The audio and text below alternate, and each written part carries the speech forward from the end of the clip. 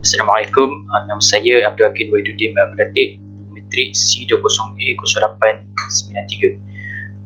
Pada hari ini saya akan membentangkan tajuk saya, iaitu saya telah mempunyai tajuk Makam Kuburan Istana. So saya akan mula membentangkan untuk tajuk yang saya ambil ini. Sejarah dan asal-usul makam ini. Makam itu sendiri membawa maksud bangunan kubur yang hebat dan besar. Biasanya pembinaan makam ini dibina untuk pemimpin raja atau pahlawan. Perkataan makam juga boleh digunakan untuk merujuk kepada tempat kediaman atau tempat bersemayam. Makam merupakan sebuah binaan yang luar biasa yang dibina sebagai peringatan mengelilingi ruang penyimpanan atau kamar pengkebumian bagi seseorang atau beberapa orang yang meninggal dunia. Peringatan tanpa ruang pengkebumian boleh dikenali sebagai tugu. Makam juga boleh dianggap sebagai sejenis perkuburan atau kubur yang berada dalam makam. Contohnya makam Kristen yang turut membuat gereja kecil. Sejarah makam. Perkataan makam ini diambil dari makam begitu besar di Halikarnassus yang berhampiran Bodrum di Turki. Kubur Raja Mausolus, Satrap Empire Achaemenid, iaitu daripada Parsi, Jakarta, yang kuburnya merupakan salah satu dari 7 keajaiban dunia kuno.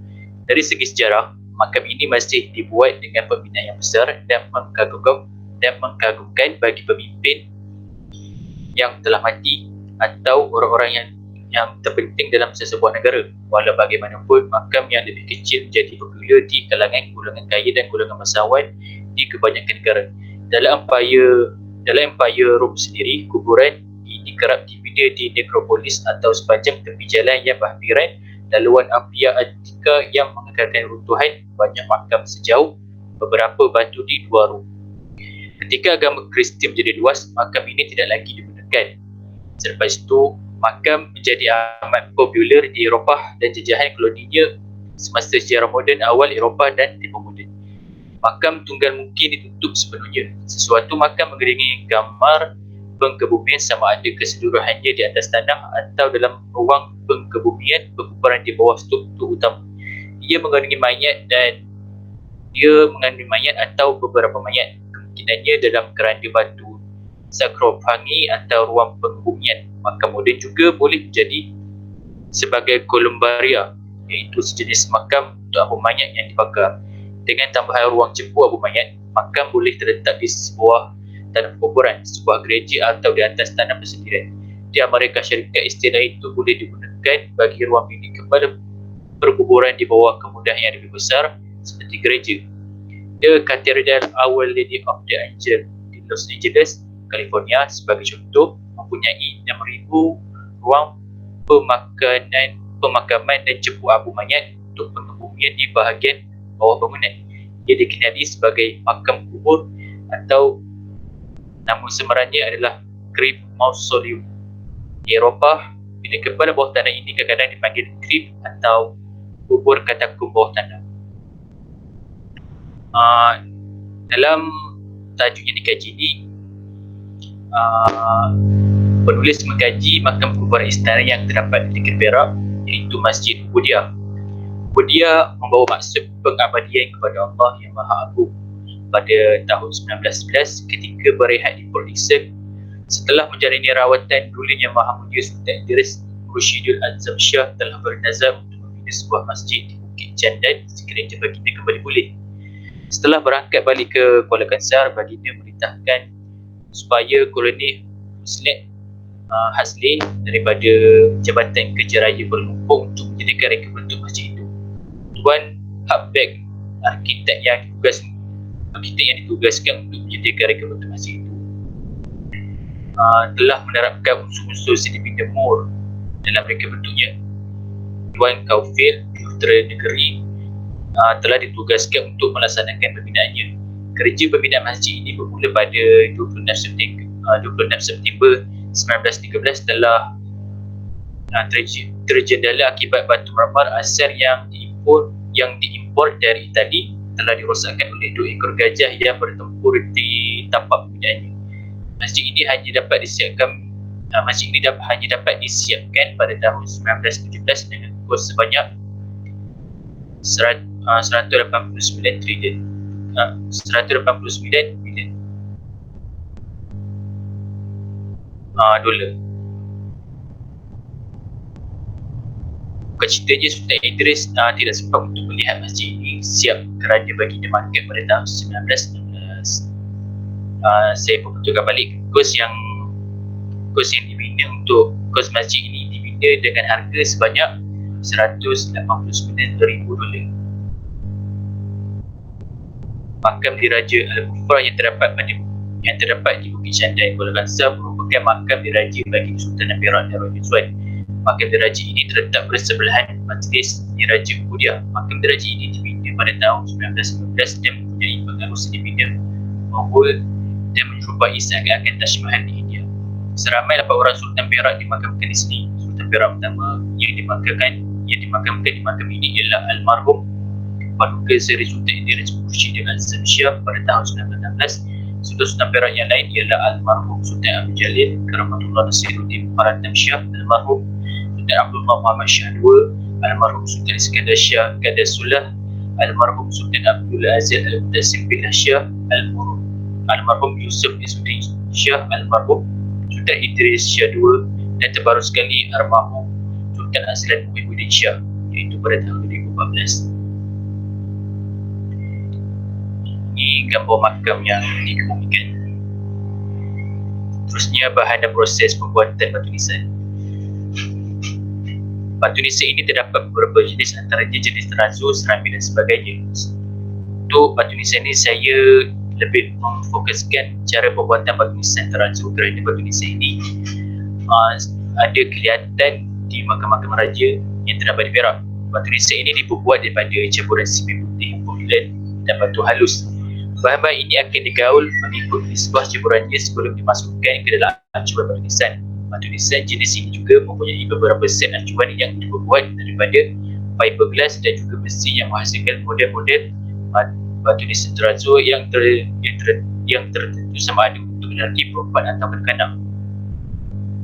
Sebelum adunan bahan tadi dimasukkan ke dalam acuan tersebut, besi R10 akan diletakkan bagi memuat dan mengumpulkan lagi batu nisan yang dihasilkan.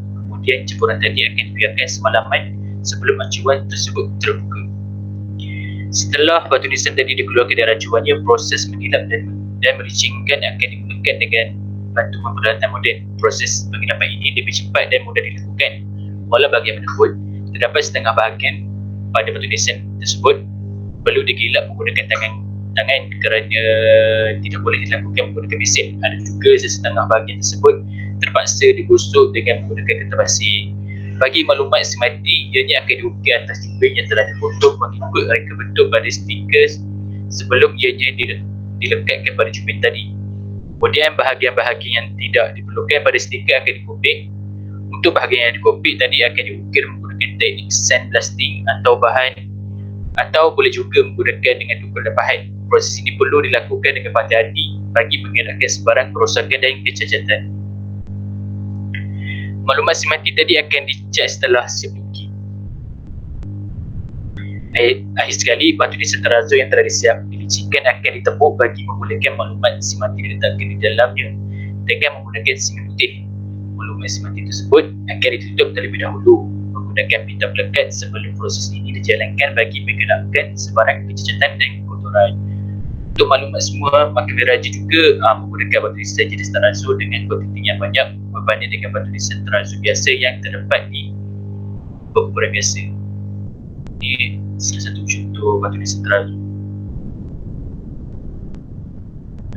Seterusnya, bentuk dan fungsi bernama makam.